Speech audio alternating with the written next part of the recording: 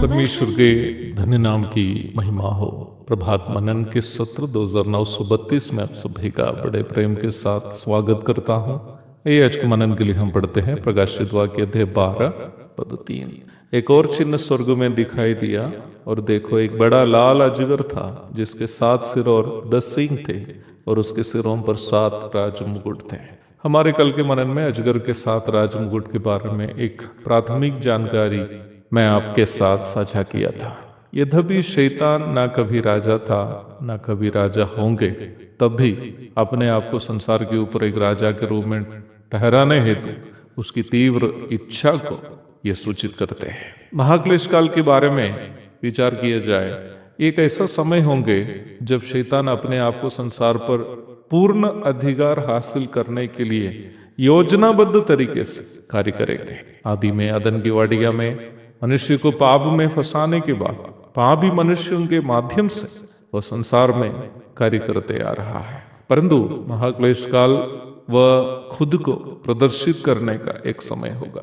शैतान भी आत्मरूपी है, इसलिए उसका कोई स्थायी शरीर नहीं है। अदन की वाटिका में मनुष्य को पाप में फंसाने के लिए उन्होंने सर्प का शरीर का उपयोग किया। उत्पत्ति 3 की 1 से 4 तक। यीशु मसीह को पकड़वाने के लिए उन्होंने यहूदा के शरीर का उपयोग किया।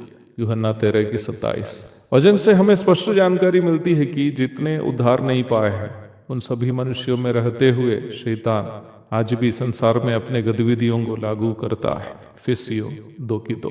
परंतु दुखजनक बात यह है कि वर्तमान में शैतान के ज्यादातर गतिविधियों का स्वभाव रहस्यमय है। बहुत ही रहस्यमय तरीके से वह वर्तमान संसार में अपने कार्यों को करता है। केवल वही लोग वर्तमान संसार में शैतान के षड्यंत्रों को पहचान पाते हैं जिन्हें वचन की सही समझ है।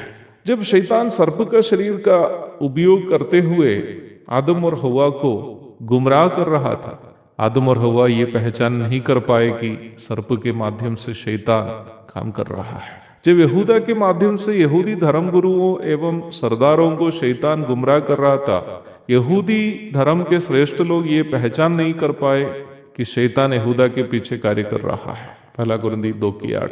आज वास्तव में उद्धार नहीं पाए हुए लोग भी शैतान के हाथ के कठपुतली बनकर अलग अलग अपराधों में फंसकर खुद को और दूसरों को नुकसान पहुंचाते हैं। वे भी इस बात से अनजान है कि उन अपराधों को वे स्वयं नहीं बल्कि शैतान उनसे करा रहा है। शैतान के चंगुल से बचकर स्वतंत्रता का जीवन जीने का एकमात्र विकल्प उद्धार का वास्तविक अनुभव को प्राप्त करते हुए पवित्र आत्मा की अगुवाई में जीना है। अन्यथा शैतान हमें भी गुमराह करते हुए हमारा जीवन बर्बाद कर देगा।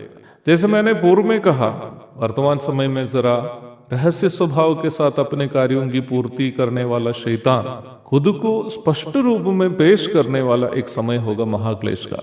प्रकाशित वाक्य के 13वां अध्याय की ओर जब हम आते हैं, वहां एक पशु को हम देखते हैं जो 10 सींग 7 सिर और 10 राजमुकुट के हैं। आप इस भाग को पढ़ेंगे तो आप ये समझ पाएंगे कि निम्न पशु काफी हद तक अजगर अथवा शैतान से, जिसके बारे में हम 12वां अध्याय में पढ़ते हैं, समानताएं रखता है। निम्न पशु को हम आत्मरूपी शैतान का देह रूप के रूप में समझ सकते हैं। प्रकाशित वाक्य 13 की 4। जैसे मैंने कल सूचित किया था, वैसे ही वचन का देह रूप यीशु मसीह का नकल करने की कोशिश शैतान यहाँ कर रहा है। 7 राजमुकुट अधिकार की परिपूर्णता अथवा अल्टीमेट पावर को सूचित करता है।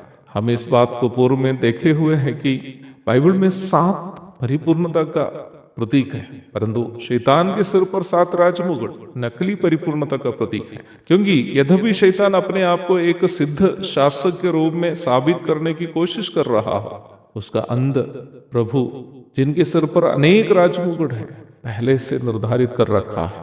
प्रकाशित वाक्य 19:12।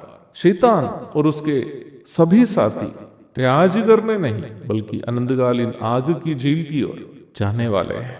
मत्ती 25:41, प्रकाशित वाक्य 20:10। अध्ययन जारी रहेगा जब तक पुनः नहीं मिलते हैं। अब सुविधा हो जाता हूं। प्रभु आप सबको आशीष दे। आमीन।